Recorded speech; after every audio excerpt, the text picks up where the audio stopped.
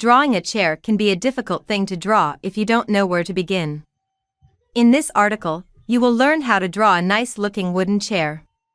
How to draw a chair by following this guide for kids.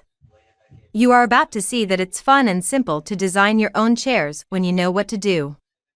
Chairs are something that we all use every day. I would imagine that there's a good chance you're sitting on some kind of chair as you read this.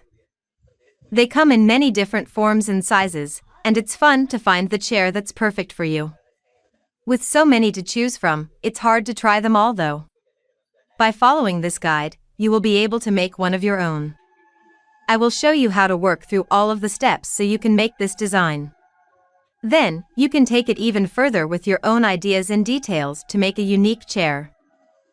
Starting in the very middle of your paper, draw the seat of the chair.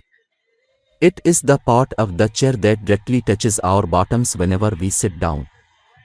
Here's a useful tip: draw a vertical and a horizontal line across your paper to create reference lines.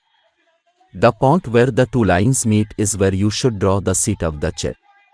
This guideline will ensure that your chair will be perfectly aligned. On the rear left corner of the seat, draw van style your back leg. The style helps support the chair to keep it upright and balanced. Don't forget to draw the dimensions for each part of the chair to make it look more realistic. On the rear right side of the seat, draw another style your back leg similar to the previous step. This time, however, the leg should extend all the way down. On the upper part of the chair, draw a crest rail in between the styles. You can do this by simply drawing two